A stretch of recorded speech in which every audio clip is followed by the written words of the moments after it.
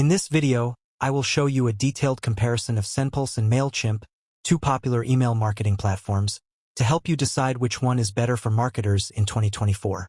For your convenience, the links to both SendPulse and Mailchimp are in the description below, so you can try them out.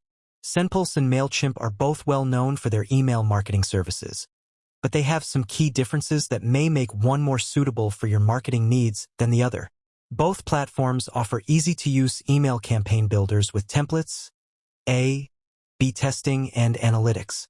However, SendPulse stands out with its AI-powered email personalization features. Mailchimp provides advanced automation features, allowing you to create complex workflows. SendPulse offers automation based on user behavior and triggers, making it more dynamic. SendPulse offers 24/7 live chat support, while Mailchimp offers email and chat support during business hours. SendPulse is generally more affordable, especially for large subscriber lists, while Mailchimp's pricing can become expensive as your list grows. But both offers free plan. Both platforms integrate with popular third-party services, but Mailchimp has a larger selection of integrations. Mailchimp is known for its user-friendly interface, making it easier for beginners to navigate.